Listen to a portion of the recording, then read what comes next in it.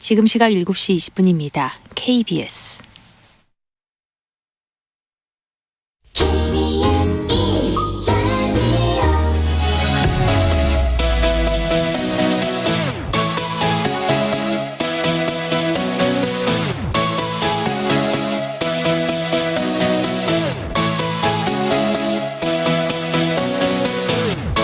KBS 열린 토론.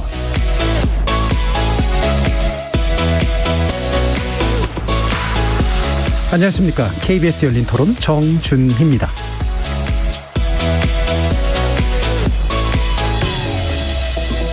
KBS 열린 토론, 오늘은 정체 재구성으로 여러분을 만납니다. 대선 양강구도 속에 있는 이재명, 윤석열 후보가 선대위 구성 혹은 재구성을 통해 후보의 색깔을 입히고 있죠. 먼저 대규모 선대위를 구성했던 더불어민주당은 현재 선대위 체제를 완전히 새롭게 하기로 결정하고 어제 긴급 의원총회를 열어서 모든 쇄신 권한을 이재명 후보에게 위임하기로 했습니다. 민주당의 이재명이 아닌 이재명의 민주당으로 변화를 주장했던 후보가 선대위와 당내 쇄신을 어떻게 이뤄낼지 관심이 모아지고 있어서 일부에서는 이재명 후보를 중심으로 선대위 쇄신 앞당기고 있는 민주당 상황 살펴보고요. 어제 있었던 문재인 대통령과의 국민과의 대화까지 함께 평가해 보도록 하겠습니다. 2부에서는 윤곽이 드러나기 시작한 국민의힘 윤석열 후보의 선대위 소식 다뤄보겠습니다. 오늘 오전까지만 해도 김종인, 김한길, 김병준의 속칭 3김 선대위 3도마차 체제가 공식화됐는데요. 오후에 들어온 소식에 따르면 김종인 총괄 선대위원장이 시간을 달라고 했고 윤 후보가 이를 어떻게 받아들여야 될지 고민하는 듯한 상황이 연출되고 있습니다. 하루 만에 기류가 확 달라진 배경, 그리고 국민의힘 선대위 전개 방향 관련해서 전망해 보도록 하겠습니다. KBS 열린 토론은 여러분이 주인공입니다. 문자로 참여하실 분은 샵 9730으로 의견 남겨주십시오. 단문은 50원, 장문은 100원의 정보 용료가 붙습니다. KBS 모바일 콩, 트위터 계정 KBS 오픈, 그리고 유튜브를 통해서도 무료로 참여하실 수 있습니다. 또 일라디오 이제 콩에서도 보이는 라디오로 만나실 수 있습니다. 시민 논객 여러분의 날카로운 의견과 뜨거운 참여 기다리겠습니다. KBS 열린 토론 지금부터 출발합니다. 살아있습니다. 토론이 살아있습니다. 살아있는 토론, KBS 열린 토론. 토론은 라디오가 진짜입니다. 진짜 토론, KBS 열린 토론.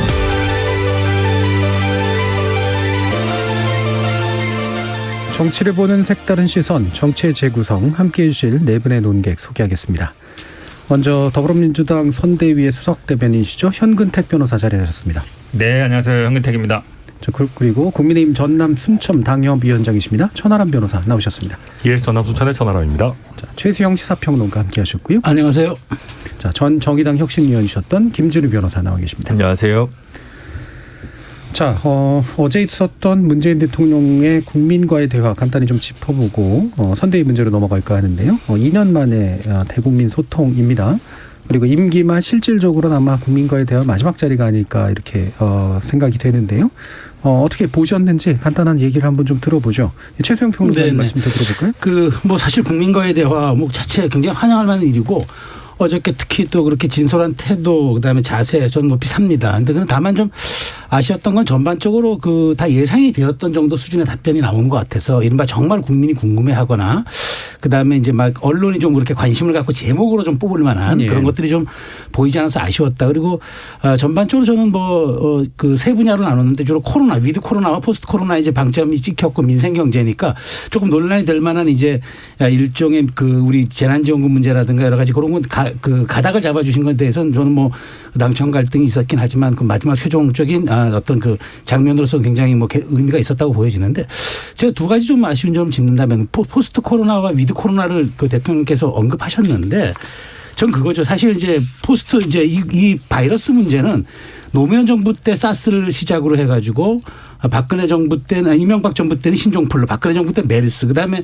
문재인 정부 들어서 코로나19가 왔거든요. 그러니까 예. 다음 정부에도 아마 이런 것들이 또 올 수 있는 가능성이 지금 이렇게 추세로 보면 계속 있는 건데 그런 점에 대해서 정부가 어떤 축적된 매뉴얼을 이번에 좀 이런 걸 했고 앞으로 6개월간 이런 거에 대해서 마지막 진력을 해서 총체적인 대책으로 해서 다음 정부를 넘기고 국민에게 안심할 수 있는 그런 방역 시스템을 구축하겠다. 그렇게 좀 조금 더 방역 장관들이 다 배석하고 있었는데 좀 예. 그런 점들을 좀 더 구체적으로 그다음에 명징하게 그다음에 아주 좀 국민들의 가슴속에 딱 들어오게끔 해 줬으면 어땠을까 하는 아쉬움이 남고 물론 이제 또 주제는 없었지만 마무리 발언을 통해서라도 사실 선거 중립에 대한 좀 의지는 밝혀 주셨으면 어땠을까 하는 아쉬움이 듭니다. 왜냐하면 지금 사실 선거주무장관, 법무장관, 행안부 장관, 총리 다 지금 사실 여권의 현역 정치인들이거든요. 그렇게 그런 점에서 야당에서도 끊임없이 이걸 요구하고 있기 때문에 여러분 이건 저한테 믿어주시고 맡겨주시면 제가 아주 공정하고 아주 중립적으로 내각을 잘 운영해서 선거하겠습니다. 이렇게 해서 하셨으면 조금 국민들에게 마지막 야당에 대한 논란도 좀 잠재우고 이런 점들이 좀 두 가지 정도는 아쉬웠는데 전반적으로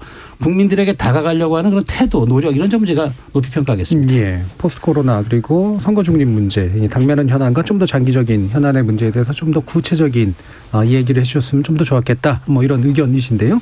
일단 청근택 대변인. 네, 아마 선거 중립 문제는 제 예상입니다만 선거가 본격적으로 시작되면 사실은 지금은 선거 본격적으로 시작된 건 아니거든요. 네. 아마 다 이제 되다 보면 아마 제가 보기에 그런 거 표명할 자리는 있을 것 같고로 예상되고요. 저도 그런 생각을 합니다. 이제 국민과의 대화는 자주 할수록 좋죠. 그러니까 2년 만에 하는 거는 굳이 이럴 필요 있을까? 그러니까 1년에 한 번 정도라든지 연초라든지는 저는 하는 게 맞다고 봅니다. 근데 이제 좀 유익게 본 거는 사실 이제 부동산 문제가 제일 크잖아요. 제일 많고 그래서 공급 대책이 늦어졌다는 거에 대한 약간 이제 유감 표명도 있었고 더 중요하게 제가 모른 말은 이제 가격 하향 안정화라는 저희도 이제 사실은 그 선거 그 준비 과정에서 항상 고민하거든요. 예. 가격을 이게 그냥 가격 안정화라고 할 거냐, 하향 안정화로 할 거냐. 하향이라는 건 가격이 좀 떨어진다는 얘기거든요. 근데 가격이 사실은 떨어진다고 생각은 하는데 또 가격이 지금 약간 떨어질까 말까 한 그런 지점이잖아요. 이게 과연 하향이라고 얘기했을 때 그럼 또 집을 가진 사람이나 은행 대출 받은 사람들이 좀 불안해할 수 있어서 근데 저희 후보 이재명 후보도 부동산 가격 안정화, 하향 안정화 두 가지 오늘 다 쓰고 있거든요. 근데 어제 문재인 대통령이 어쨌든 하향 안정화라는 말을 쓴 게 저는 조금 눈에 띄었고 그걸 쪽으로 방향을 잡는 게 저는 맞다고 생각합니다. 왜냐하면 지금 너무 많이 올랐거든요. 그러니까 오른 부분을 이게 물론 어느 정도 떨어져야 되는 거는 학자들마다 다르고 저도 잘 모르겠어요. 그래도 이 가격을 좀 떨어져야 된다. 그게 좀 정상화에 가깝지 않냐는 얘기에서 그래서 그런 의지, 그러니까 공급 그다음에 부동산 가격 하향 안정화 그리고 임기 마지막까지 어쨌든 부동산 챙기겠다. 그런 어떤 의지를 표명한 거에 대해서 저는 의미가 있다고 보고 있습니다. 네, 알겠습니다. 천하람 변호사님. 네. 근데 저는 국민과의 대화가 사실상 국민과의 대화가 아니다라는 생각이 들었던 게요. 약간 팬클럽 미팅 같은 느낌이 저는 많이 들었습니다. 네. 되게 문재인 대통령을 만나는 것만으로 되게 기뻐하시는 국민들이 많으셨고 아무래도 그런 분들이 많이 신청을 하셨겠죠. 근데 제대로 정말로 깊이 있게 얘기를 하려면 날카로운 후속 질문이 들어와야 되는데 물어보는 분도 굉장히 그냥 포괄적으로 이렇게 날카롭지 않게 물어보시고 답변하시는 문재인 대통령의 태도도 그렇게 아주 깊게 들어가기보다는 개괄적인 얘기를 하고 그 다음에 후속 질문은 없고 다음 분으로 넘어가고 이렇게 되니까 이게 되게 좋아 보이는 행사인 거는 맞는데 이걸 통해서 우리가 문재인 대통령 내지는 문재인 정부가 가진 생각을 더 깊이 있게 알 수 있었느냐 저는 그런 부분은 조금 회의적이다라고 보고요. 그래서 저는 이렇게 많은 국민들을 초대한 대화 자리보다는 좀 깊이 있는 언론인들과 제대로 된 심층 인터뷰를 하는 것이 오히려 더 맞는 포맷이 아닌가. 네. 그런 면에서 좀 아쉬웠다. 그런 생각이 들었습니다. 그러니까 국민들과의 대화를 하면 사실 당연히 나올 수밖에 없는 결론인데 언론인들과 하면 훨씬 더 괜찮았을 것 같으세요? 지금 사실 청와대에서 하는 형태로 정말 한 100명 이상이 되는 기자들을 모아놓고 다 질문 기회도 별로 몇 번 주지 않고 넘어가는 형태로 하면 또 이거랑 비슷하게 될 수밖에 없죠. 조금 더 날카로울 수 있겠습니다만은. 그래서 약간의 소수의 좀 조를 나누든지 아니면 좀 대표적인 저널리스트들만 모시든지 해서 좀 심도 있는 팔로우업 질문이 있는 그 티키타카가 돼야 되는데 사실 청와대에서 그런 모습을 안 보여준 게 굉장히 오래됐죠. 네, 그러다 보니까 이게 정권을 막론하고요. 박근혜 정부는 잘했냐 하면 저희 할 말은 없지만 제대로 된 대통령의 국정 철학을 보여주려면 그 정도는 돼야 된다. 이게 생각이 이제 저도 뭐 공보 업무나 선거 업무를 해보면 항상 겪는 건데요. 예를 들어서 A라는 언론사하고 단독 면담을 해요. 그러면 다른 언론사들이 또 하다 그러죠. 다 나옵니다. 당연히. 그러면 당장 나오는 게 왜 저기는 하고 우리는 안 하냐는 얘기가 네. 당장 나오고 그게 또 조금 더 가면요. 언론사에서 막 기사로도 씁니다. 왜 특정 언론에도 네. 패냐 이래서 사실은 이 선거 출마한 거나 이런 분들은 항상 그 고민이 있어요. 그래서 그냥 한 번에 다 하든가 아니면은 뭐 언론사, 방송국, 신문사 이렇게 나눠서 종편 나눠서 하든가 아니면 그냥 이렇게 대화를 하든가 이런 부분이 있어서 말씀처럼 예전에는 결국은 아마 정치부장 이런 분들이 대담을 다 했잖아요. 근데 요즘은 그게 거의 없어진 추세거든요. 그런 고민이 실제로 있어요. 근데 사실 그런 문제는 전 세계 어디나 있습니다. 예를 들면 뭐 백악관이라고 해서 그런 문제가 없는 건 아닌데 실제로 원온원이라고 1대1 대담 같은 걸 그럼에도 불구하고 하거든요. 그래서 그래야지 사실은 심도 깊은 대담이 되는데 문재인 대통령 같은 경우도 해외 언론들 뭐 BBC나 뭐 이런 데랑은 CNN 같은 데랑은 1대1 대담을 하시는데 정작 우리 언론이랑은 그런 걸 하신 적이 없어서 이런 건 좀 아쉬움이 남는 대목이다. 천하람 변호사님과 신근택 변호사님의 대화는 여기서만 그만하고요. 김진우 변호사님으로 근데 하겠습니다. 저는 뭐 천하람 변호사님 지적에 공감을 하고요. 기본적으로 이제 광화문 대통령을 표방했던 문재인 대통령이 국민과의 소통이든 언론과의 소통이든 본인의 취임 일성을 비추어 보면 굉장히 소극적이었다는 평가에서 자유로울 수 없다. 그건 명확한 것 같고요. 뭐 어제 있던 그날의 뭐 형식이나 그리고 이제 아무래도 임기 말에 적극적으로 와가지고 뭔가 얘기하는 분들이 아무래도 좀 지지층의 비율이 좀 더 높을 수밖에 없었던 거를 뭐 그게 청와대가 뭐 작업을 했다거나 저는 그렇게 생각하진 않거든요. 코로나 와중에도 그런 행사에 참여하려고 열의가 있는 분들은 또 지지층 중심일 개연성이 상당히 높았기 때문에 그거 가지고 시시비비를 가릴 문제는 아니라고 생각합니다. 어쨌든 또 오랜만에 이런 모습을 보여줬고 뭐 기자와의 대규모 소통 행보라든가 뭐 대국민 연설이라든가 이런 게 너무 이렇게 잊을만 하면 한 번씩 나오는 정도의 이 잦은. 그러니까 저는 계속 더 자주 나오면 좋겠다라는 생각을 하는데 그거를 좀 하지 않았던 게 끝까지 좀 아쉽고 전반적인 느낌은 굉장히 많은 기대를 걸고 영입된 어떤 뭐 야구팀 감독이 시즌을 마쳤는데 원하는 만큼의 성적표는 나오지 않아서 약간 여러 가지 만감이 교차한 듯한 모습을 보이는 것 같았습니다. 예, 알겠습니다. 뭐 이거 가지고 더 길게 얘기하면 선대 얘기를 또 많이 못할 것 같아서요. 이거는 최승평론가님께 간단하게 지지율 변동에 영향이 좀 있을까요? 그러니까 저는 사실 그 지지율 변동에 큰 모멘텀이 없을 거라고 봐요. 왜냐하면 사실 문재인 대통령을 지금 바치고 있는 저 지지율은 거의 문재인 대통령이 무엇을 해도 용인할 수 있다라고 지금 하는 핵심 지지층으로 봐야 되거든요. 예. 중도는 거의 이탈했다고 좀 보는데 그렇다면 이걸로 어떤 중도가 여기를 흡입할 만한 사실은 좀 모멘텀이 돼야 되는데 그런 이슈는 별로 없었다. 뭐 여러 가지 진솔하게 뭐 사과했던 거 이런 건 좋으나 그럼에도 불구하고 정부가 6개월 남은 상태에서 새로운 비전과 가치 이런 걸 보이기 좀 제한적이었기 때문에 저는 지지율 변동에 큰 건 없었고 오히려 뭐 더 빠지지 않는 선에서의 어떤 그 마지노선을 구축할 수 있는 그런 계기는 되지 않았을까라는 정도로 저는 분석하겠습니다. 알겠습니다. 예, 저도 뭐 그 정도 선이면 충분할 것 같지 않은가. 뭐 이거 가지고 논쟁할 건 없는 것 같고요. 자, 그러면은 이제 그 민주당 선대위 문제로 넘어갈 텐데요. 지금 현대혁신 정권이 이재명 후보에게 위임하기로 이제 결정이 됐는데 왜 이런 방향으로 나아갔을까? 천하람 변호사님 어떻게 바깥에서 보고 계시는지요?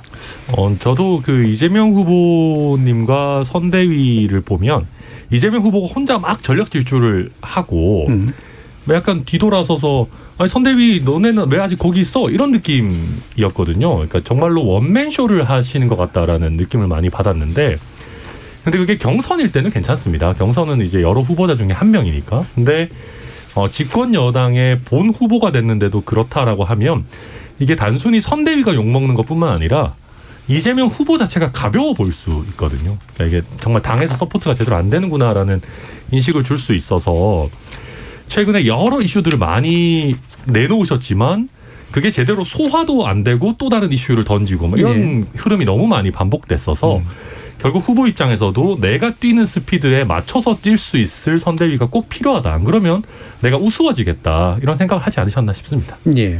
그러면 일단은 아무래도 이제 앞에 나가서 뭐랄까 돌을 맞는 형국처럼 이제 되는 측면이 있어서 조직의 뒷받침 어떻게 받을 것인가라고 하는 고민인데 실제로 그 당내 분위기가 그런가요? 사실 일부에서 보면은 이제 선대위에 대한 뭐랄까 이렇게 지지율 답보 현상을 선대위 문제로 이제 돌리는 그런 일들도 많이 나타났었기 때문에 실제로 연관관계도 있다고 보시는지 현근택 변호사님. 일단은 아무래도 뭐 선거라는 거 후보가 뛰는 거고요. 예. 그다음에 선대위라는 건 후보를 도와주는 지점이거든요. 그러니까 이거를 뭐 누구의 잘못이다 잘못할 건 아닌데 뭐 다 언론에 났다시피 이제 일단 국회의원 선수 위주로 위에서부터 쫙 조직을 짰잖아요. 뭐 3선 이상 네. 재선 이렇게 하다 보니까 170명 다 어찌 보면 한 자리씩 다 챙겨는 드린 거예요. 근데 이제 너무 많은 거죠. 그러니까 책임을 질 명확한 주체가 많지 않고 공동이다 보니까 그리고 위에 이제 결제를 받을 라인이 많다 그러면 일이 제대로 안 되거든요. 그러니까 선거라는 건 아시겠지만 그날 이슈에 대해서 바로바로 대응을 해야 돼요. 나오는 거에 대해서.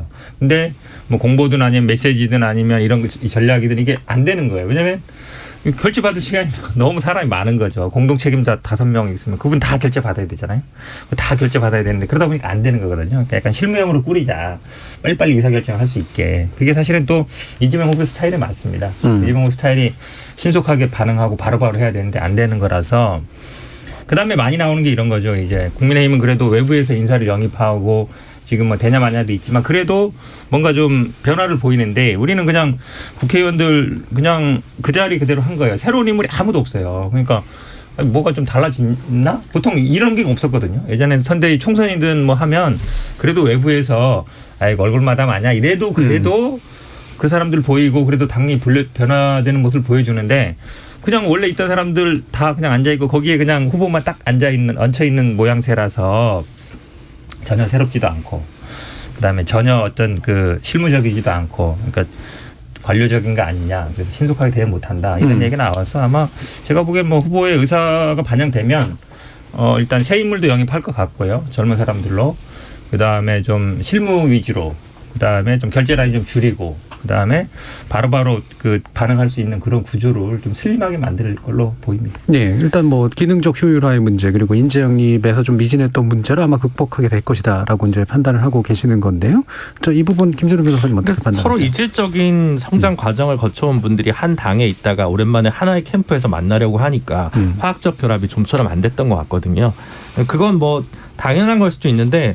지금은 어쨌든 뭐 김두관, 이광재, 김영주 이런 분들이 선대위원장 사퇴도 하고 하면서 뭔가 좀 교통 정리가 되는 느낌이어서 이제 위기에 대해서 이제서야 반응을 해서 좀 기민하게 움직이려고 하는구나. 뭐 그거는 그 당 민주당 입장에서 되게 당연한 수순이고 뭐 그냥 생산적인 결정이라고 저는 생각을 합니다. 다만 지난주인가 그 이재명 후보가 무슨 그 유튜브 라이브인가 어디서 이렇게 이재명 사람은 괜찮은데 정당이 좀 그래서 아쉽다는 분들도 있는데 그분들까지 제가 잘 설득하겠습니다. 뭐 이런 논조의 말을 하셨거든요. 근데 그게 이게 그 지역주의에 잡혀서 예를 들어 뭐 호남에서 국민의힘 후보가 아니면 뭐 영남에서 민주당 후보가 아니면 뭐 전국에서 정의당 후보가 그런 얘기를 할 수 있어요. 근데 그 일당의 대통령 후보는 그런 얘기를 하는 것은 저는 이제 맞지 않다고 보거든요. 아무리 그건 본인의 당에서의 비주류 감성을 그대로 여과 없이 내보이는 건데 그런 식으로 당을 바라보는 인식이라기보다는 본인도 스스로 당에 좀 녹여내는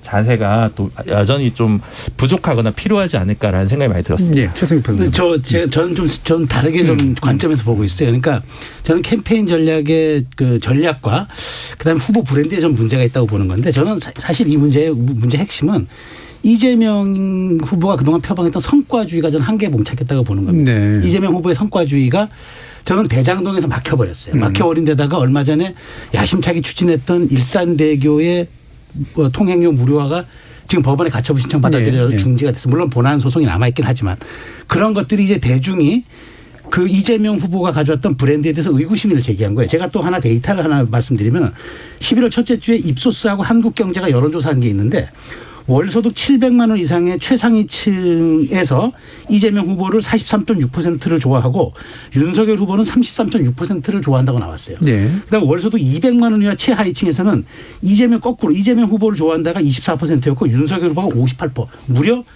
2배 이상 높게 나왔어요. 그럼 저는 이거죠. 이재명 후보가 억강부약, 대동세상, 난 약자의 편이다 외치는데 외려 가난한 계층들이 그걸 캠페인하는 사람에게 등을 돌리는 지지율의 역설이 나타나거든요. 이걸 뭘로 설명할 것인가. 그러니까 저는 선대위의 문제가 일부 있을 수 있겠으나 저는 본질적으로 캠페인 방향이 잘못됐다고 보는 거예요. 그러니까 예. 이제까지 저는 이광재 의원이 이제 강을 건넜으면 배를 불살르려고 그랬는데 제가 보기에 이제 이런 캠페인 전략이 경선 때까지 먹혔다면 본선에서는 전환점을 가져올 때가 되었다. 이제 그것이 선대위 개편이라는 어떤 그 활로로 출구로 나타나는 것은 맞겠으나 본질은 여기에 있기 때문에 이런 캠페인, 그러니까 이재명은 합니다로 계속 갈 건지 네. 이재명이 어떻게 다른 형태로 어떻게 대중에게 소구한다라고 갈 건지 저는 본질적인 캠페인 전략의 전환점에 서 있는 거지 이게 선대위를 조금 김하병 형태로 슬림화한다? 그래서 바꿔진다? 전 동의하기 어렵다고 보고 그래서 저는 여기 나와 계신 현 변호사님 수석 대변인이니까 이런 제 제안 한번 고민해 보세요. 수석 대변인은 아니고요. 그냥 대변인. 아쉬움이 묻어나는 실수한 게 아니라 실수하신 것 같아가지고 이거 가로 굉장히 열고로. 중요한 문제이기 네. 때문에 이 우리나라에서 이제 계급 투표 성향이 보이느냐 안 보이느냐는 오랜 논쟁이긴 한데 한 번도 보인 적이 없어요. 한마디로 얘기하면 계급 위반 투표를 하죠. 그렇죠. 낮은 분들이 원래는 당연히 소득 수준이 높은 분들이 보수당을 지지하고 낮은 분들이 이제 진보적인 정당을 지지하는 게 많은데 우리 정의당도 마찬가지고 우리나라에서는 이게 대부분 그렇게 보인 적이 없어서 이번만 특별한 경우가 아니고요. 뭐 일산대교 문제나 대장동 문제, 일산대교는 뭐 제가 보기에 뭐 큰 이슈는 아니고 대장동 문제는 아마 이슈는 될 걸로 보이는데 결국은 근데 선거라는 거는 저는 미래를 보여주는 거라고 봐요. 과거에 사람들이 미래를 보는 건 뭘로 보냐면 과거의 성과로 보는 거거든요. 이재명 후보에게 있어서 대장동이라는 거는 뭐 여러 일 중에 하나이기 때문에 여러 가지 성과들이 있어서 그걸로 크게 바뀔 것 같지는 않고요. 저는 워딩 중에는 이제 민주당이 이재명이 아니라 이재명이 민주당을 만들겠다는 그게 크다고 봐요. 왜냐하면 누님 말씀드리지만 국민의힘 같은 경우는 당무 우선권도 있고 사무총장 바뀌는 거는 의뢰의 관례상 그렇게 해왔다. 한마디로 얘기하면 대선 후보가 되면 당을 다 장악해서 당을 끌어가는데 저희는 민주당은 그렇지 않아요. 그 당을 뭐 예를 들어서 사무총장 바꾸거나 당대표를 거의 뭐 형식상 만들지 않고요. 그러니까 선대위 조직은 오히려 당에서 꾸리고 캠프에서 약간 이제 인사를 얘기하는 식으로 협의하게 돼 있거든요. 협의가 오히려 당대표가 후보랑 협의하는 게 아니라 당에서 당대표가 후보의 의견을 들어서 만들게 돼 있거든요. 그러니까 저희 민주당 같은 경우에 철저하게 당 중심으로 돼 있다. 그러다 보니까 이 메모드급으로 꾸리긴 했는데 일을 잘 안 되는 거라서 좀 슬림하게 만들고 결국은 아마 후보의 의중이 얼마나 반영되고 후보가 일을 할 수 있는 구조를 만드냐 문제거든요. 그래서 그거는 좀 국민의힘과 좀 다른 형태다라고 말씀드리고 싶습니다. 근데 저는 이제 두 가지만 뭐 예를 들어 조언을 드리자면 드리는데 하나는 하고 있는 것 같아요. 위기를 정면으로 마주하고 사과할 줄 아는 이재명이 되었으면 좋겠다라는 생각을 계속 가지고 있었는데 오늘 또 뭐 본인의 오류에 대해서 진솔한 인터뷰도 했고 그리고 지난주부터 뭐 대장동 특검 문제라든가 이런 부분들에 대해서 좀 수용하는 자세를 보여주면서 너무 이제 강대 강으로만 맞서는 이재명의 이미지에서 조금 이야기를 듣고 자신만이 옳은 것이 아니다라는 열린 자세를 조금씩 보여주려고 하는 것 같아요. 이제 이게 얼마나 쭉 갈지는 이제 본인에게 달려 있는 거니까 그건 이제 본인에게 달려 있는 것 같고요. 두 번째는 미래와 관련된 투표인데 지금 특징은 민주당이 이제 경선이 늦어지면서 계속 꼬인 것 같아요. 제 생각에는. 그러니까 미래를 보여주는 게 아니라 지금 보여줄 수 있는 정당이잖아요. 180석이 있으니까. 선대위가 큰 게 문제가 아니라 당과 후보가 같이 갈 수 있냐 없냐의 문제예요.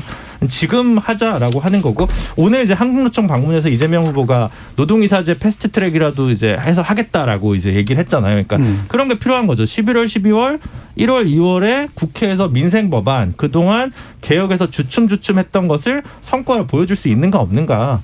실제로 자신들이 얼만큼 기득권이 됐는지 아니면 기득권을 스스로 피 흘리면서 개혁할 수 있는지에 대한 결단과 결과물을 국민들한테 보여줄 수 있는가 없는가에서 승부가 나는 거예요. 윤석열 후보가 어떻게 되냐가 중요한 게 아니라 이재명과 민주당의 적은 그 스스로입니다. 그래서 그 스스로가 얼마나 알을 깰 수 있는지 없는지. 근데 다른 정당들은 이런 옵션을 갖고 있지 않단 말이에요. 그런데 이 정당만 오직 180석을 갖고 있기 때문에 그 무기를 활용할 수 있을 것인가 없을 것인가에 달려있다고 봅니다. 네, 이재명은 합니다가 이제 이재명은 하려고 하는 걸 민주당이 하는 거죠. 지금 하라는 거죠. 지금 해라. 지금 해라. 그러면 앞으로도 믿어주겠다. 이럴 수 있는 거죠. 김준우 변호사 지적 굉장히 중요한 지적입니다. 사실은 이제 그게 당원들의 요구이기도 해요. 그렇죠. 그러니까 할 수 있는 거 예를 들어서 아니 지금 할 수 있는데 그동안 안 했냐. 180석 만들었는데 뭐 했냐. 이게 단순히 뭐 검찰 개혁이나 뭐 언론 개혁 이런 것뿐만 아니라 민생과 관련된 게 많거든요. 그러니까 지금 당장도 이제 개발리 환수 같은 게 나오는 부분인데 당연히 여러 가지 할 수 있는 것들은 해야죠. 그러니까 그 부분이 사실은 당원들이나 지지자들이 제일 많이 지적하는 부분이에요. 예. 단순히 어떤 뭐 언론 개혁, 검찰 개혁만 얘기하는 게 아니거든요. 민생과 관련되고 본인들의 삶과 관련된 얘기들을 할 수 있는 게 정말 많거든요. 예. 안 하고 있었다. 이제 와서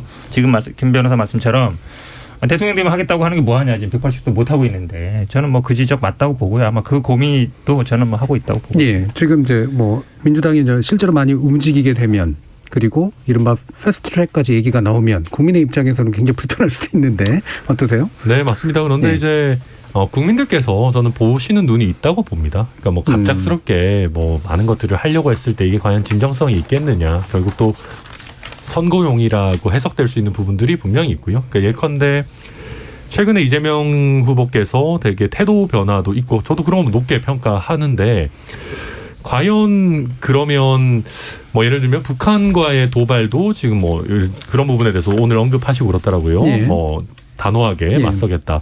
근데 그런 걸 선거철에 꺼내는 것을 국민들이 과연 그 자체로 평가를 해주시겠느냐 하는 문제가 있는 것처럼 개혁 입법들을 뭐 근 몇 년간 안 하다가 갑자기 쏟아내는 것들에 있어서도 마찬가지 평가가 나올 수밖에 없고 또 한 가지는 자칫 속도전으로 가게 되면 이 최근의 당정청 갈등이 재현될 수도 있습니다. 예를 들면 재난지원금 지급이라든지 네. 이런 부분과 관련해서 저 굉장히 놀랐던 게 집권 여당이 다 같은 당의 기재부를 국정조사하겠다.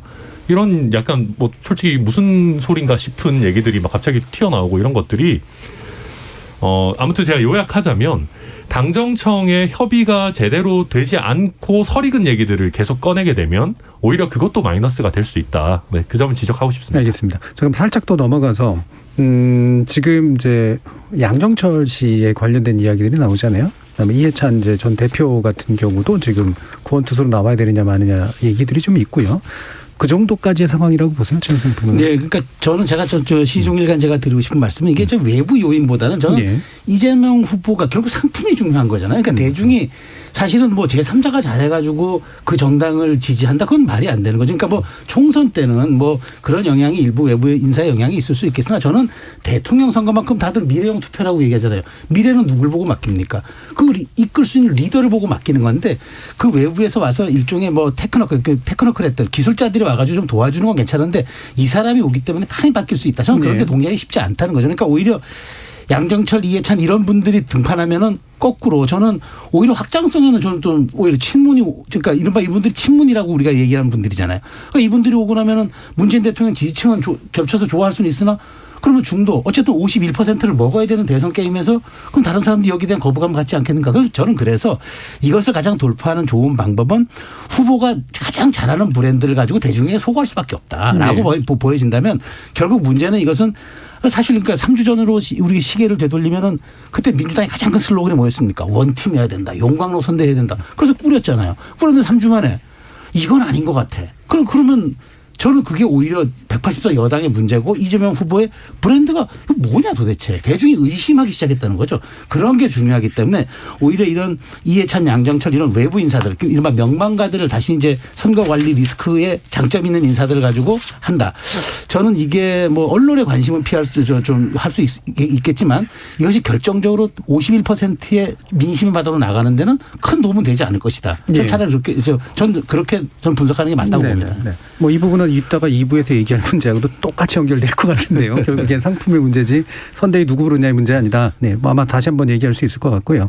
대신 이제 이런 게 있죠. 이재명이라는 하는 좋은 상품 나름대로 괜찮았다고 생각하니까 이제 올라온 일종의 이제 대선 후보인데 이 후보의 어떤 개성을 그리고 할 수 있는 일들을 잘 살려주는 선대위냐라는 데서 그게 안 되고 있다라는 판단들을 한 거니까 효율성 같은 것들을 높이자라고 하는 건 충분히 이해가 가능한 부분인데 그게 이제 언제나 충돌하는 문제가 이거잖아요. 이게 기능적이고 효율적이면 이른바 비선 논란 나오고 그다음에 의사결정을 효율화하기 위해서 생기는 반민주성 얘기 나오고 포괄성의 훼손이라든가 이런 문제 좀 나오고 원팀 훼손 이럴 수도 있기 때문에 네네. 거기에 대한 고민들이 있으실 것 같아요. 뭐 비선 얘기는요. 쉽게 얘기해 비선이라는 거는 공식 조직이 안 들어온다는 얘기잖아요. 네. 아마 뭐 그런 일은 없을 것 같고 왜냐하면 선대위 체계에 다 들어와야죠. 그게 맞습니다. 그리고 우리가 보통 선대위는 다 공개되거든요. 언론에 그 조직 안에 들어있고 거기에 누가 책임자인지 다 제가 보기에는 뭐 나오는 게 맞고 별도로 존재하는 건 저는 안 좋다고 봅니다. 그다음에 이 원팀 문제가 이게 어찌 보면 약간 딜레마인데요. 네.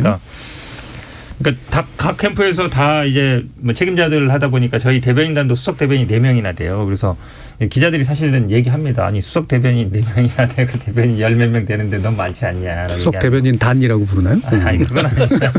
거기 그 안에 뭐 차석도 있고.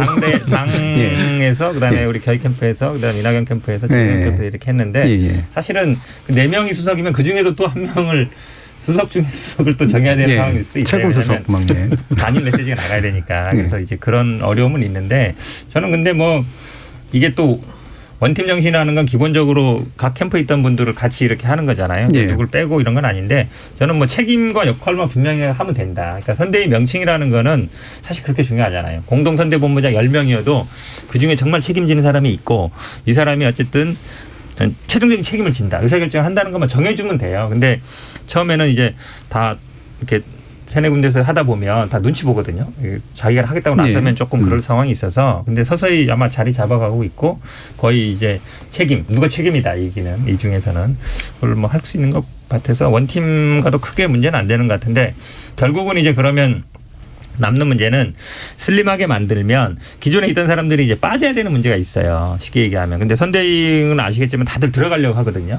근데 그거를 저는 효율성은 기할 수 있다고 봐요. 역할 분담을 하면 됩니다. 근데 대부분 선대위가 많이 중복돼요. 역할이. 뭐 공보, 홍보, 뭐 미디어 뭐 이런 게 다 거의 비슷하거든요. 그거를 좀 역할별로 좀 일별로 이렇게 딱 만들고 결국은 그거를 마지막에 딱 하는 데는 상황실이 이끌고 그다음에 상황실을 통제하는 거는 이제 총괄 본부장이 통제하는 시기거든요. 그러니까 그런 식으로 저는 이렇게 수평적으로 크게 만들지 말고 수직적으로 이렇게 만들면 충분히 저는 뭐 효율성과 기능성을 발휘할 수 있다고 보고 있습니다. 네. 사실 기능이 명확히 분리되고 난 다음에 그 역할을 해줄 수 있는 사람이 눈에 보이고 그게 적합한 권한이 주어지면 제일 좋은 방식인데 사실 홀대 얘기도 나오고 그다음에 하고 싶어 하시는 분이 사실 역할이 별로 안 좋아 보이는 그런 경우들도 있고 그래서 이게 참 골치 아픈 산술인 것 같아요. 현실적으로 고민이 좀 많이 되실 것 같은데 살짝 더 이제 바꿔가지고요. 이거 논의가 많이 뭐 이제 시간이 좀 많이 남진 않아서 일단은 지금 전국민 재난지원금 문제, 특검 문제 등등에 대해서 이재명 후보 쪽이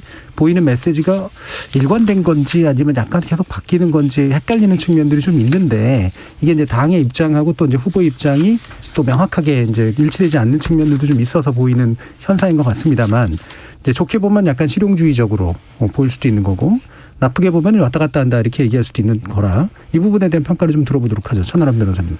네, 저는 뭐 전국민 재난지원금 지급 철회한 거는 뭐 조금 늦었지만 적절하다라고 봅니다. 왜냐하면 아까도 얘기 나왔습니다마는 정부와 특히 문재인 정부와 부딪히는 모습을 보여주는 거는 별로 의미가 없거든요. 그러니까 이게 예를 들면 생산적인 논쟁이나 미래 비전에서 정책적으로 차별화를 해주는 게 아니고 그냥 전국민 재난지원금 저는 빨리 이제 인기가 좋아져야 되니까 돈 좀 풀어주세요 하는데 정부는 저는 못 풀겠습니다 이렇게 하는 거는 모양새가 자체가 별로 좋지 않기 때문에 지금이라도 지급 철회하신 거는 저는 뭐 잘했다고 평가하고요. 다만 국민들께서 보시기에 너무 왔다 갔다 한다라고 느껴질 수 있는 부분이 이런 식으로 던졌다가 걷어들인 게 너무 많았어요. 뭐 예를 들면 20대 소득세 뭐 전부 면제라든지 뭐 음식점 총량제라든지 뭐 공약은 아니다라고 말씀하셨지만 이런 식으로 던졌다가 분위기 보고 다시 걷어들이고 이런 것들이 여러 차례 최근에 있다 보니까 국민들께서는 뭐 이재명은 한다더니 뭐 할 수 있으면 하는 사람인가 아니면 뭐 약간 그런 식으로 될 수 있을 것 같아서 한두 달간에는 이렇게 좀 입장을 바꾸는 일은 좀 삼가하는 게 좋겠다. 그런 생각이 듭니다. 그러니까 그게 약간 예전에 트위터로 많이 이제 소통하면서 그 순간순간 떼오르는 어떤 작상을 올리는 걸 발화를 하는데 그때는 뭐 성남시장에 있던 시절이 주류였던 거고 지금은 대선 후보잖아요. 제일 정당에. 그러니까 이제 그거는 좀 적절치는 않은 거죠. 아마 캠프에서도 상당히 당황을 많이 했을 거라고 저는 생각을 하는데 뭐 자세한 사정은 모르겠지만 전 국민 재난지원금은 결국 그런 것 같습니까? 선택적 복지 혹은 선별적 복지와 보편 복지를 어떻게 적절하게 믹스할 거냐는 사실 선을 잡기가 되게 어려운 부분이기 때문에 뭐가 악이고 뭐가 선이다라고 얘기하기 어려운데 어쨌든 본인이 좀 지금은 국민적으로 제가 느끼기에도 소상공인 손실보상이 소급 적용도 안 되는 판에 손실보상이 정확한 액수나 제대로 될까 그에 대한 재정 여력은 있을까라는 고민들을 사람들이 하고 있는 상황에서 다시 전국민 재난지원금으로 가다 보니까 지금 이 시점에서는 우선순위가 그게 아닌 것 같다는 국민적 공감대가 어느 정도 있었던 것 같고요. 그런 여론을 의식해서 바꿀 줄 알았던 건 괜찮았던 것 같습니다. 그러니까 조금 설익은 정책은 아니었던 거잖아요. 설익은 건 예를 들어 음식점 총량제 이런 게 조금 더 설익은 거에 가깝고 그래서 하는데 전반적으로 그래서 이제 뭔가 굉장히 새로운 아이디어를 보기보다 제가 볼 때는 문재인 정부가 출범할 때 제출했던 100대 개혁 과제 같은 게 있어요. 100대 국정 과제가 있습니다. 그중에 된 거 있고 안 된 거 있어요. 그중에 지금 할 수 있는 거 있고 뭐 안 했는지 아니면 본인들이 개혁안 냈다가 뭐 재계 반대라든가 뭐 이런 거 반대 때문에 안 했던 거. 뭐 전속고발제 공정위에서 전속고발제 폐지라든가 본인들이 주창했다가 본인들이 하지 않은 뭐 방송법 문제라든가 본인들의 기득권을 내려놓은 것을 인정할 수 있는 그런 개혁 법안을 여당의 그 프리미엄을 잃어버리는 그런 공약들, 그런 정책들을 스스로 내놓는 모습을 보여줄 때 국민들이 조금 떨림이나 울림이 있을 수 있지 않을까 이런 생각이 듭니다. 저는 이 부분에 대해서는 조금 이제 제가 보는 견해를 말씀드린다면은 저는 이 재난지원금 철회는 이재명 후보의 장점인 반응성에 대한 문제를 잘 홍보해 줬던 것 같아요. 그러니까 이재명이라는 사람은 변방에서 성장해 왔고 여론을 바탕으로 사실 성장해온 정치인이거든요. 그렇죠. 그러니까 여론이 자양분이었어요. 그런데 사실 이번 재난지원금 같은 경우에는 60% 국민의 60% 이상이 일관되게 반대했고 더더군다나 이재명 후보가 가장 잡아야 한다는 20대에서 70%가 반대를 했어요. 그러면 이재명 후보는 자기가 지금 잡아야 될 핵심 지지층이 반대하는데 그걸 고집한다면 그거는 미련한 정치인 아니겠어요. 그러니까 이재명 후보는 그렇게 좀 유연하고 반응성 있게 자기가 살아왔던 장점을 잘 이번에 보여준 것 같고 그다음에 우직하게 내가 뭐 이거를 계속 고집하지 않는다 그건 보여준 건 좋은데 그럼에도 불구하고 아까 제가 말씀드렸던 브랜드 훼손은 가져온 건 분명하단 말이에요. 그렇다면 저는 그것에 대한 선대위라든가 후보가 캠페인 전략을 본질적으로 어떻게 전환해 볼 것인가. 어차피 내 대표 상품 훼손됐는데 그렇다면 그런 점에서 저는 고민할 지점이 되었다라고 저는 말씀드리고 싶은 거죠. 그래서 말씀하신 것처럼 장단점이 명확히 있는 것 같아요. 장점은 확실히 아니다 싶으면 사실 그 걷어들이는 게 좋은 일이고 근데 이제 단점 같은 경우에는 이게 이제 하나의 틀 안에서 원래 생각하던 게 여전히 옳음에도 불구하고 수용한 건지 아니면 이게 옳다 그르다 잘 모르고 이제 그냥 얘기한 건지 이 부분이 이제 명확하지가 않다라는 거잖아요. 그래서 이걸 어떻게 어떤 우산 아래 씌워서 실제로 반응성 있는 정치를 보여주는 방식으로 갈 거냐. 이제 이 부분인 것 같은데. 그렇죠. 근데 이제 뭐 공약을 갑자기 했다는 거 아니냐 이런 거 있는데 저희들이 계속 지금 뭐 소확행이라고 소소하지만 확실한 공약이 지금 11번째 냈거든요. 오늘 낸 것도 우리가 산부인과라고 돼 있는데 이 산자가 생산할 때 산자예요. 그렇죠. 그러니까 이제 여성건강의학과로 바꾸겠다. 이게 사실은 어려운 문제 아니거든요. 그다음에 이제 가상화폐 1년 연기도 있었고 그다음에 이제 뭐 양육비 국가가 먼저 지급한다 여러 가지 있었는데 사실 이런 게 이제 큰 이슈는 못 받아요. 국민들이 왜냐하면 사실은 작은 거기 때문에. 근데 저희들은 계속 그 어떤 공약 부분을 고민하고 있다는 부분 말씀드리고요.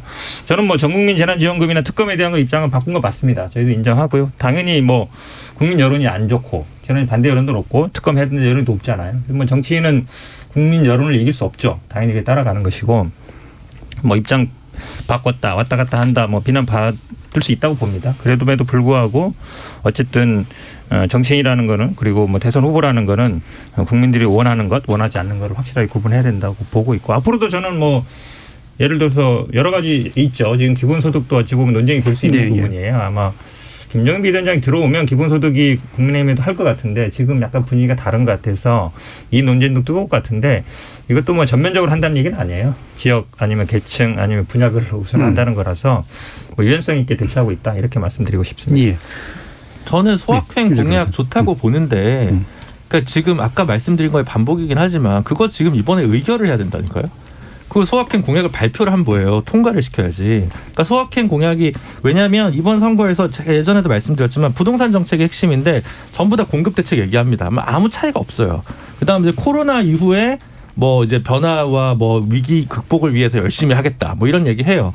별 차이가 없어요. 그럼 이제 다른 작은 것들이라도 찾아가는 건 중요한데 그것들이 이제 지금 뭐 돈 쓴다 말고 제가 볼 때는 민주당이 뭔가를 내놨구나. 아니면 민주당이 진짜 할 수 있구나라는 것들에서 못 보여주는 게 제가 이제 아이디어 2개만 드리면 법무부가 입법 예고해가지고 상가임대차 보호법 개정안이 8월에 그 국회에 상정이 됐는데 아직 통과가 안 됐습니다. 이게 계약 해지권을 임차인한테 인정해 주는 건데 코로나 시기에 아직도 통과가 안 됐어요. 그러면 그 사이에 또 망하고 있는 임차인들, 소상공인들 보증금에서 임차료 까여가지고 보증금도 날리게 있는 소상공인이 늘어나고 있거든요. 그거 안 하고 있어요. 그다음에 정치개혁 특위 나와서 위성정당 방지법 만든다고 얘기하는데 그거 말고 예를 들어 국회의원 소환제 오랫동안 얘기됐는데 아직도 안 하고 있었습니다.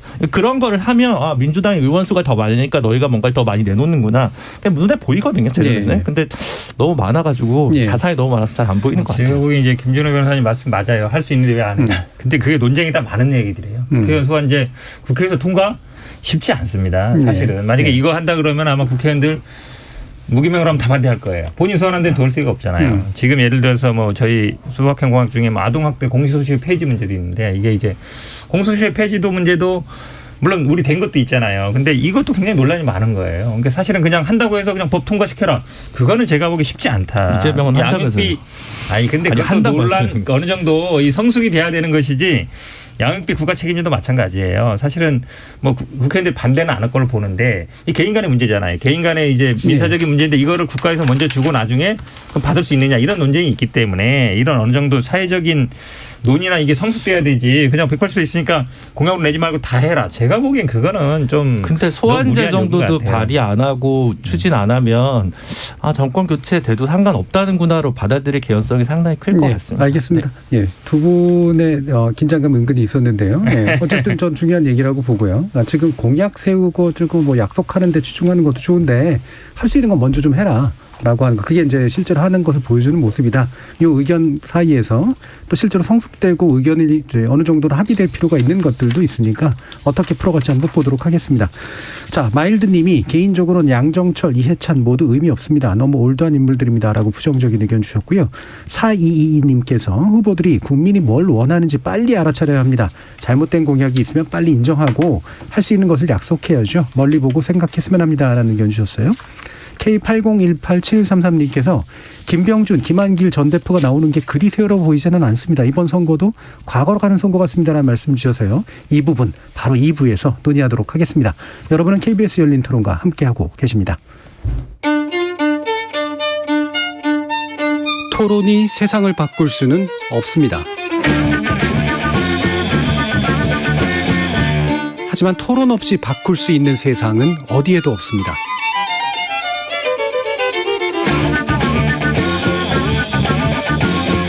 세상의 선한 변화를 갈망하는 당신. 정답이 아니라 질문의 힘을 믿는 당신. 우리 KBS 열린 토론에서 만납시다.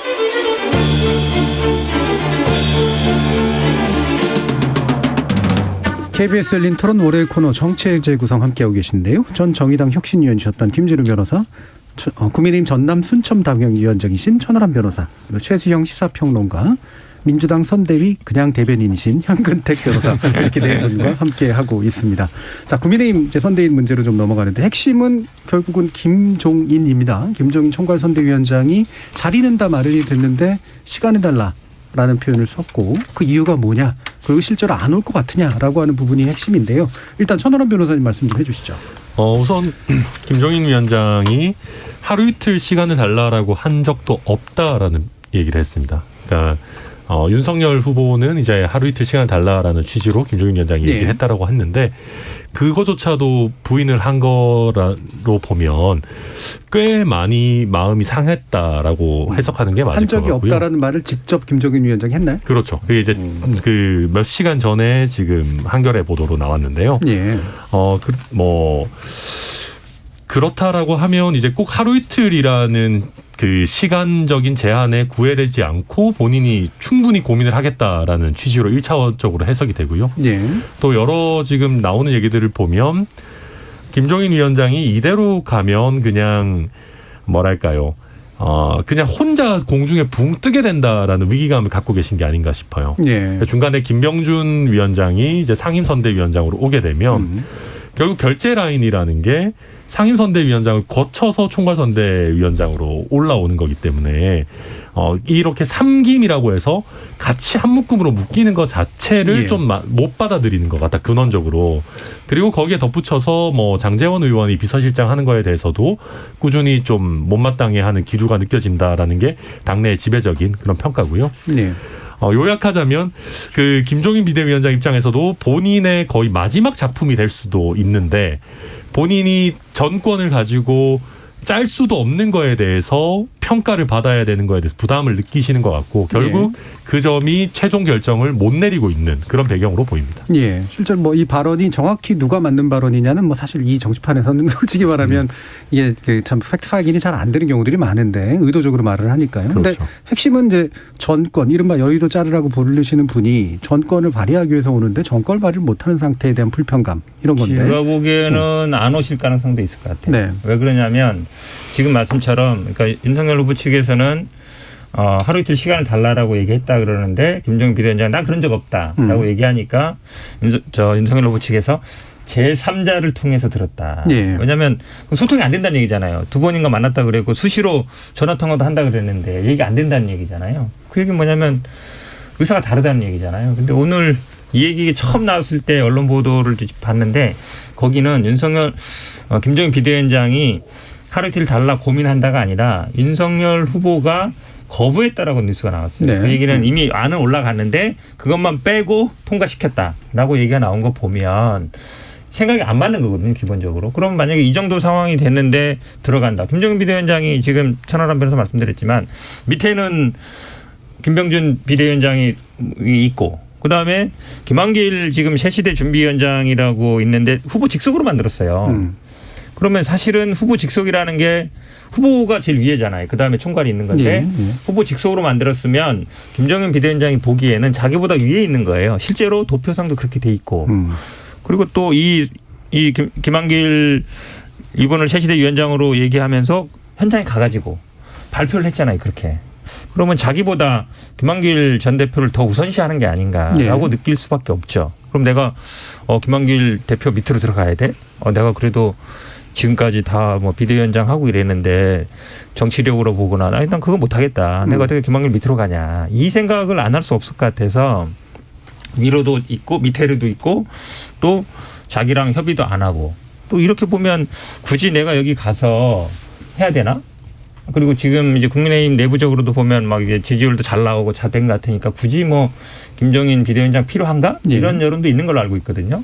그럼 이분이 뭐 꼭 어디를 해야만 뭐 해야 되겠다 이런 생각이 있는 분은 아니잖아요. 아쉬우면 말어 뭐 이럴 수 있는 거라서 약간 지금은 제가 보기에 갈 가능성보다 안 갈 가능성으로 더 가는 게 아닌가. 제 느낌은 좀 그런 생각입니다. 그러면 아주 짧게만 솔직하게 오는 게 더 불편하세요? 안 오는 게 더 편하세요? 그러니까 똑같은 얘기입니다. 아니 근데 이제 김종인 비대위원장 정권을 행사하고 이럴 때는 중도층에 분명 소구력이 있어요. 왜냐하면 기존의 기득권 이런 사람들 쳐내기 때문에. 근데 지금은 상태에서는 제가 보기에 들어가나 안 들어가나 별 영향 큰 차이가 없을 것 같다. 저는 저희 프로그램이 이게 정치의 재구성이잖아요. 저는 이거를 보수 정당의 재구성 차원에서 봐야 된다고 보는 겁니다. 그러니까 이 사실 지금은 주류 세력에 그러니까 국민의힘 주류 세력의 권력 투쟁의 마지막 정점을 향해 가는 거예요. 그러니까 지금 사실상 제가 보기에는 전 이명박 대통령의 측근이었던 그룹들이 주류가 돼버렸어요. 김종인 이준석 대표가 지금 비주류화되고 있는 과정이에요. 그러니까 여기에 마지막 갈등 구조의 정점을 찍고 있다고 보여지는데 윤석열 국민의힘 후보가 사실 정치인은 5개월 만에 보수정당 일야당의 자리를 후보 자리를 꿰찬 이게 대한민국 상에 전무했고 또 앞으로도 후무할 겁니다. 이런 상황에서 지금 사실상 국민의힘 당내 권력 지도가 거의 백지 상태였거든요. 그런데 지금 윤석열 후보가 택했어요. 신주류를 택했어요. 그럼 김종인 후보나 이준석 대표는 그러니까 비주류의 길을 가거나 아니면 일정 부분 여기에 대한 역할을 해야 수락해야 되는데 김종인 위원장의 장점은 어디 있습니까? 정상적 상황에서 힘을 못 발휘해요. 이분 직업이 비대위원장이에요. 비상한 상황, 비상한 대책이 필요할 때는 굉장히 이분의 효용 가치가 높은데 이분이 아주 평화롭고 평온한 상황에서는 힘을 못 발휘하는 역설적 구조를 가지고 있어요. 그러니까 지금 상황이 그런 거예요. 윤석열 후보의 현재 지지율로도 청년층도 가져가고 중도도 가져와서 이길 수 있다고 측근들이 판단하니까 굳이 그러면 우리가 분장해야 하나요? 나중에 상황 리스크 감내해야 하나요? 라는 본원적 질문을 하는 거예요. 근데 근데 저는 이 부분을 최종 판단하는 건 윤석열 후보일 수밖에 없다. 그러니까 저는 윤석열 후보가 사실상은 이쪽은 신주류 쪽으로 갔다고 봅니다. 갔다고 보는데 그럼에도 불구하고 앞으로 닥칠 1차 조정, 2차 조정 뭐 이게 여론조사의 지형 변화라든가 국민들의 여론의 어떤 그 상황에 직면할 때를 대비해서 보험용 혹은 미리 진지구축용으로 가져갈 것인지 이 판단만 남지 않았을까 저는 보고 김종인 위원장도 그런 것에 대한 굉장히 그 고민이 많으신 분이기 때문에 그런 것을 고민하면서 최종 선택에 가까이 다가가지 않을까 싶어요. 저는 윤석열 후보의 의중에 따라서 결정될 가능성이 매우 높다라고 생각합니다. 결국 후보의 의중이다. 네. 네. 김준우 변호사님. 그렇죠. 그만큼 절실하지는 않은 거죠. 네, 그래서 김종인 위원장 입장에서는 작년 총선 때 되게 오래전 얘기 같네요. 작년 총선 때 황교안 대표가 뒤늦게 부른 거잖아요. 공천 다 끝나고. 네. 공천 다 끝나고 선대위원장 되니까 할 수 있는 게 별로 없었다. 그러니까 지난 총선 패배가 공동 선대위원장이었던 김종인 위원장의 책임이다라고 얘기하는 사람은 아무도 없고 오히려 비대위원장을 쭉 맡았잖아요. 그러니까 근데 이제 그 경험을 해보니 이제 내가 만기칠람을 하더라도 어쨌든 뭔가를 쥐고 있어야 난 뭘 할 수 있다. 원 오브 댐으로 나는 안 된다. 난 더 원 앤 온리다라는 아이덴티티가 되게 김종인 위원장님 되게 강하신 것 같고 윤석열 후보 입장에서는 지금 굉장히 추세가 좋기 때문에 있으면 좋지 더할 나위 없이 좋지만 없더라도 뭐 이렇게 좀 약간 절실하지 않으니까 양자 간에 이제 밀고 당기가 되는 거 아닌가 싶습니다. 2017년 대선에도 김종인 위원장이 어느 캠프에 설까 하는데 결국은 대세가 가르다 보니까 큰 영향력이 없어서 2017년에는 크게 두각을 발휘를 못하고 본인 대선 출마까지 얘기하다가 이제 사라진 일이 있지 않았습니까? 그래서 지금 상황에서는 아무래도 윤석열 후보의 협상력이 조금 더 높을 수밖에 없지 않나 싶습니다. 예. 그래서 냉정하게 보면 지금 그 국민의 입장에서는 김종인이 옛날만큼 필요하지 않고 김종인의 입장에서도 옛날만큼 자기가 들어가서 힘을 쓸 수도 없는 상태가 되기 때문에 그래서 정말로 이게 이제 어떻게 대충 봉합되는 양식으로 갈까? 이게 사실 되게 궁금해져요. 근데 실제로 어떻게 될지 모르겠습니다만 애초에 김병준, 김한길, 저는 삼김이라고 부르는 거 되게 싫어하긴 합니다만 민주당이 낳은 삼김이라고 하더라고요. 거기서 또 그렇게 이렇게 모으는 게 정말로 윤 후보의 뜻에서 굉장히 좀 의미가 있는 일이었을까? 사실 저는 좀 궁금하거든요. 네. 어떠세요? 그러니까 저는 이제 이렇게 봅니다.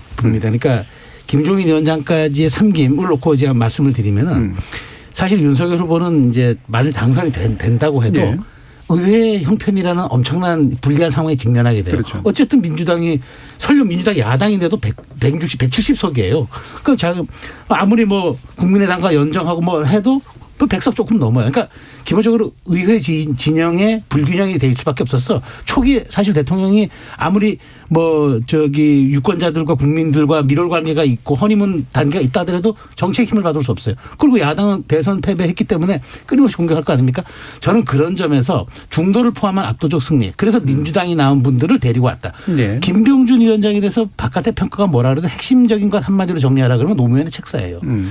그다음에 김한길 위원장 누가 뭐래도 DJ의 사람이었고 반문재인 진영을 상징하는 사람이에요. 그래서 그런 사람들을 포괄적으로 해가지고 만일 승리해서 조금이라도 좀 압도적인 승리를 한다 그러면은 여론전으로서 본인은 이제 이것을 진영 싸움보다는 오히려 의회 의석수는 밀려도 그런 지로 가자는 아마 신모 원력까지 좀 작용했던 것 같아요. 그러다 김종인 위원장까지 힘을 보태주면 더 좋고 아마 이런 계산을 했던 것 같은데 저는 그럼 다 이번 캠페인 전략에서 그러면 과연 이분들이 큰 도움이 될 것이냐. 어쨌든 윤석열 후보가 가진 약간의 불안정성 그다음에 정치 초년병 그다음에 저 사람 통합할 수 있을까? 옛날 거 다 용서하고 저 검찰총장인데도 칼 휘두르는 거 아니야? 그런 우려들을 불식시키는 카드로서는 매우 유용할 수가 있겠다. 다만 이제 이분들이 이제 이 세 분의 연령대 합을 합하면 72세라고 그러더라고요. 과연 이제 이런 점들이 정말 역동성과 국민의힘의 미래성을 담보할 수 있는 동력이 되느냐. 이 부분은 약간 여지로 남겠지만 나머지 그런 선거 전략에 대한 부분들은 윤석열 후보가 그런 보완제로서 사용하기에 굉장히 좋은 카드가 아닌가 저는 생각됩니다. 저는 조금 다리 보는데요.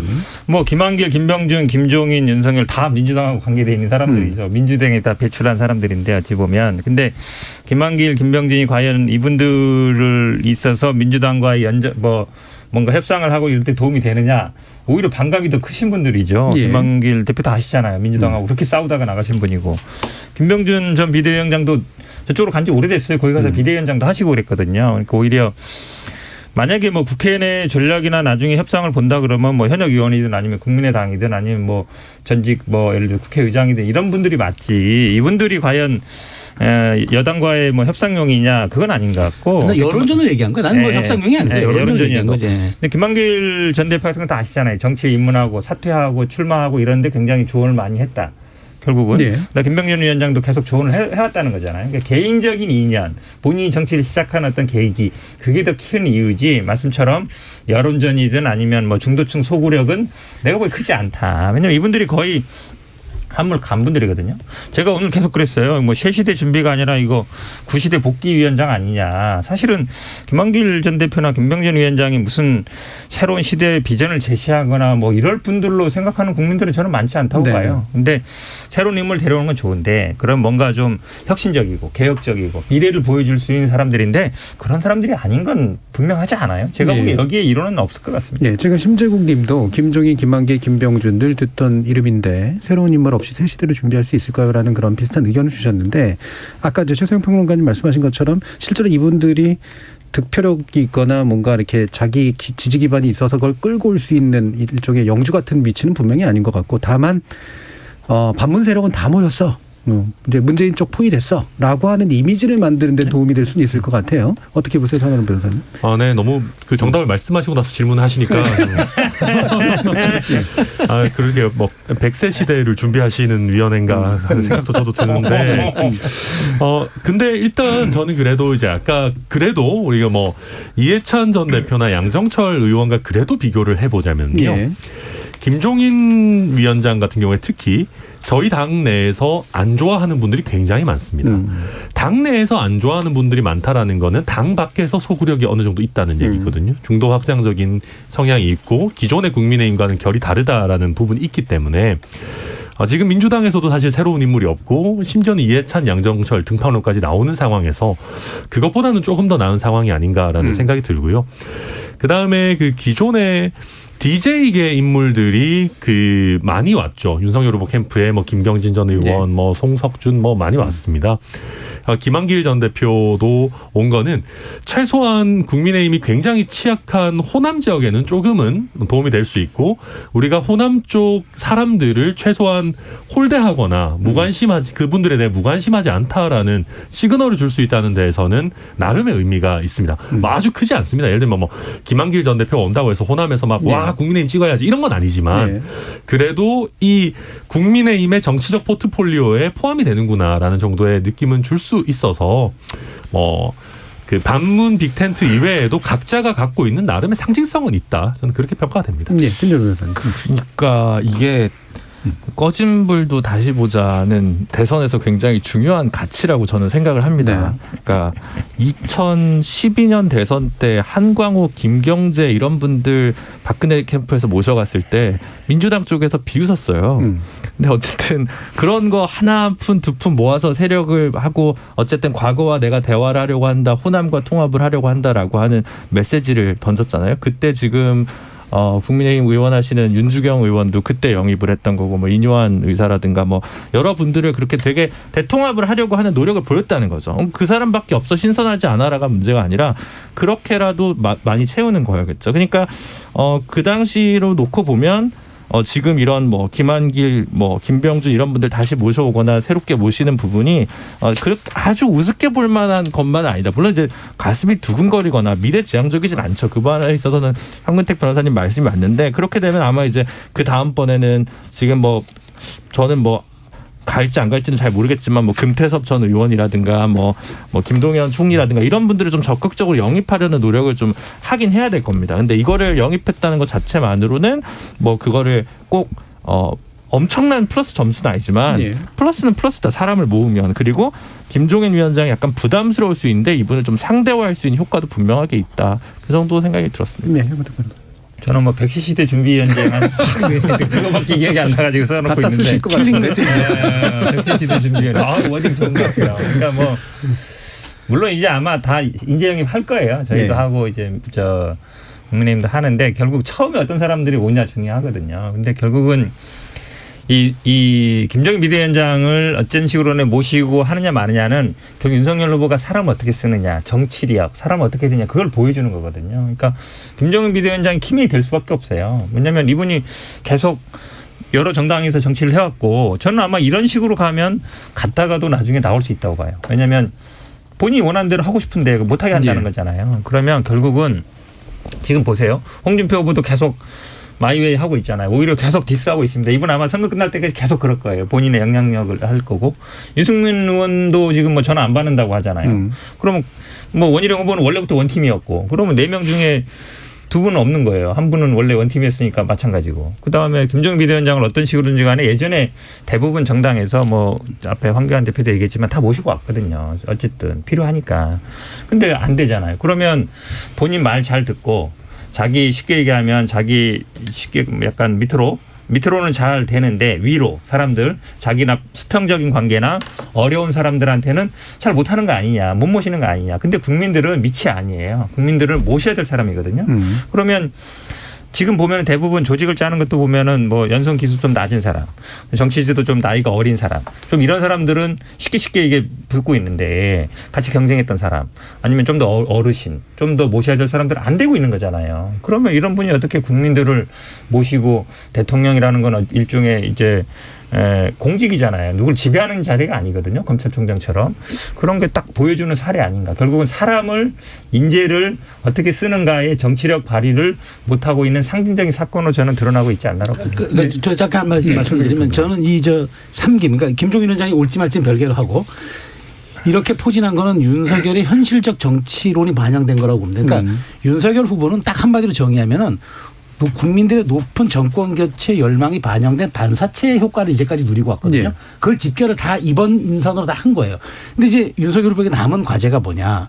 내가 미래를 보여줄 수 있는 내가 발광체라는 걸 이제 국민에게 입증할 지금 시간이 4개월 동안 남은 거예요. 그러니까 네. 저는 이번 선대위 인선이 그 진지 구축을 완성했던 걸로 저는 생각을 합니다. 그럼 이제 앞으로 남은 거는 여기서 4개월 동안 내 걸 보여줘야 되는데 그 과정은 이제 이렇게 제가 아까 그래서 윤석열의 보완제로서 이런 분들이 필요한 거고 앞으로 남은 과제는 윤석열이 제3의 사람들의 힘이 아니라 내 힘으로 돌파해 나가고 아젠다를 이끌어내는 이런 모습을 보여야 되는데 그 부분 한번 좀 지켜볼 뭐 필요가 있다라는 생각입니다. 네. 전 뭐 현 변호사님 말씀에 약간 그래도 반박을 하자면은 예를 들어 이재명 후보도 이낙연 후보를 전적으로 품어내지는 못하는 것 같아요. 그러니까 그게 뭐 서른 의원님 선대위 오셔가지고 뭐 고만고만하다 뭐 이런 얘기 하시고 갑자기 막 해외 가시고 그러는 거 보면 이게 정말로 마음을 제대로 돌려서 모시고 와야지. 사실 홍준표 의원, 뭐 유승민 전 의원 같은 분 괜히 어설프게 마음 반쯤 돌아섰는데 선대위 모시면 오히려 사고 납니다. 그래서 저는 뭐 시간을 좀 더 갖는 것 자체는 나쁜 전략이라고 생각하지는 않고요.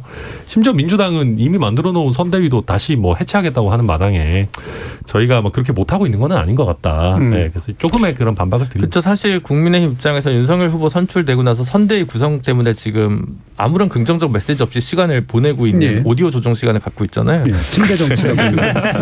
그러면 오디오 신조어들 많이 나오고 괜찮아. 오디오 조정 시간. 제가 아침에 썼습니다. 침대 축구. 그러고 있는데 그 와중에 이제 그 민주당이 먼저 후보를 선출한 어떤 그 이득을 못 보고 있는 거죠. 이 민주당이 흔들리고 있고 선대위를 재구성하고 있기 때문에 지금 국민의힘이 지금 약간 이른바 삽질을 하고 있는 게 티가 별로 안 나는 거지. 사실 지금 점수 차를 더 벌릴 수 있는 거를 좀 좁게밖에 못 벌린 거 아닌가. 국민의힘도 사실 이번 주까지는 어떻게든 이 문제를 정리해야 될 겁니다. 무조건. 예, 결국은 이제 이게 이렇게 된 이유가 그러니까 이를테면 민주당 같은 경우에는 이제 마음이 되게 좀 급한 상태였고 지지율 문제 때문에 지금 윤석열 후보 같은 경우 국민의힘 쪽은 일단 지지율이 격차가 꽤 나오니까 현재 같은 상황들이 벌어진 측면도 분명히 좀 있잖아요. 근데 이게 이대로 가지는 않을 것 같아서 그렇죠. 어떻게 보세요? 그럼요. 지금 사실 여론조사라는 거는 디테일을 비추는 클로즈업이 아니라 이게 흐름을 전체를 놓고 보는 와이드 샷에 가깝다고 보는 게 정확한 겁니다. 그러니까 지금 보기에는 이제까지 윤석열 후보가 다 누릴 건 다 누리고 거꾸로 이재명 후보는 제대로 누릴 건 누리지 못하는 데다가 마이너스가 효과까지 있었고 이런 것들이 왔는데 저는 조정기가 금방 올 거라고 봐요. 11월 말 정도면 1차 조정기 올 거고 그 다음에 이제 1월 정도 되면 다시 또 뭐 단일화 여부 가지고 또 2차 조정기 올 거고 그래서 저는 지금 튼실한 진지 구출을 하는 게 중요하다. 그게 이제 굉장히 지금 핵심적인 것 같은데 지금 이재명 후보는 그런 거죠. 그러니까 본인의 실수를 줄이고 한 점 한 점 일단 득점 포인트를 해 나가가지고 추격전의 발판을 마련하는 게 필요한 거고 윤석열 후보는 이것을 가지고 계속 앞으로 치고 나가야 되는 동력을 가져야 되는데 지금 김종인 위원장이 과연 목리가 저는 일단 목리라고 표현을 드리는데 김종인 위원장의 목리가 족이 좀 정리가 되면은 괜찮은데 그렇지 않으면 국민들 눈에는 이게 마치 선거 끝나고 인수위 구성하면서 자리쟁탈 좀 벌이는 걸로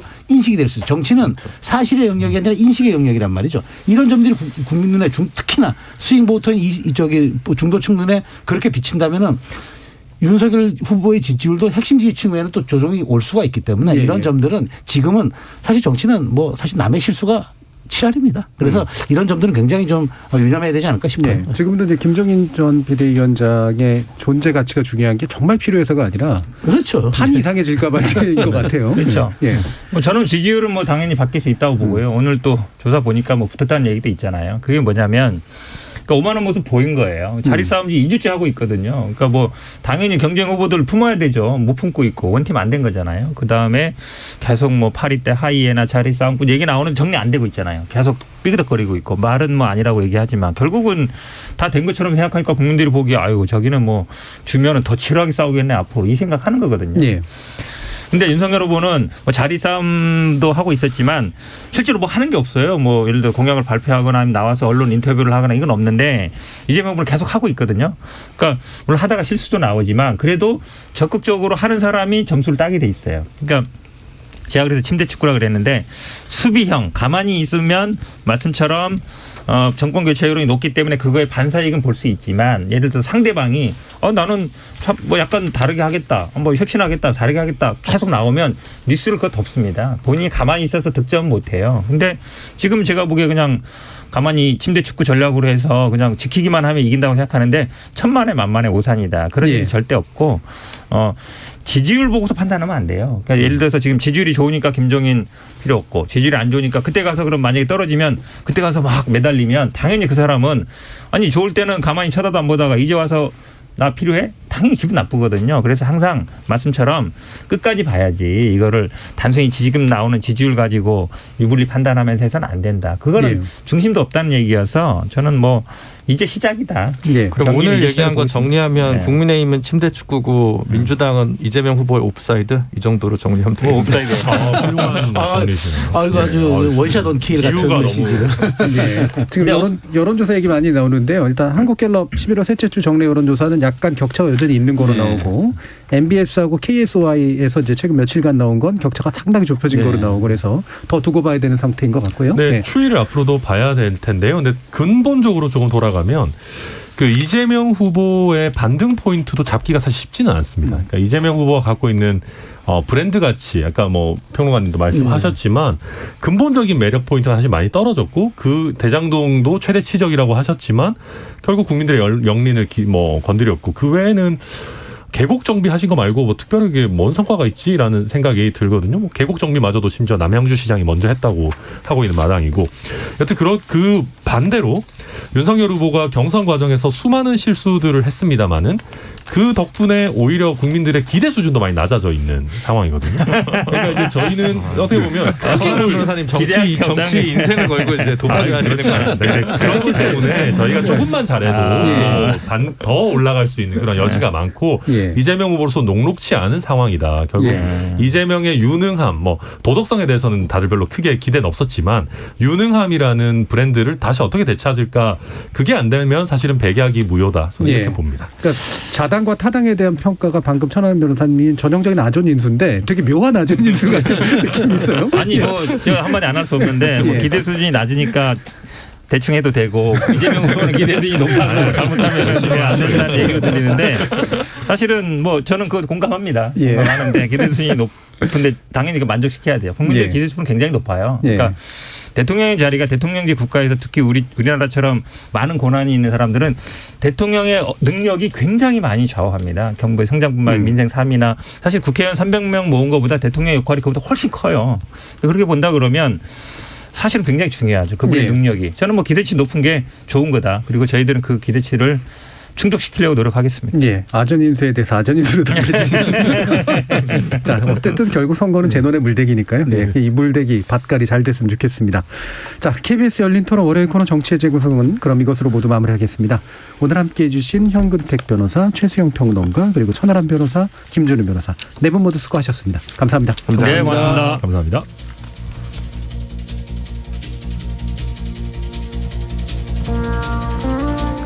모든 선거는 조직에 의한 선거일 수밖에 없습니다. 후보자가 아무리 뛰어난 사람이라고 하더라도 그 후보자가 당선한 뒤에 맡을 공무라고 하는 건 결국 공조직을 움직여서 공공의 이익을 실현하는 일이기 때문에 후보자의 공모 담임 능력은 그를 뒷받침하는 선거 조직의 역량으로 그리고 그걸 이끄는 후보자의 리더십을 통해 먼저 평가되는 셈이죠. 최근 여야 주요 정당의 선대위 관련 설왕설래를 지켜보면서 여러분은 후보자의 어떤 능력과 개성, 인물 됨됨이 그리고 함께하는 이들의 어떤 특성을 알아보셨는지 궁금합니다. 저는 내일 저녁 7시 20분에 다시 찾아뵙겠습니다. 지금까지 KBS 열린 토론 정준이었습니다.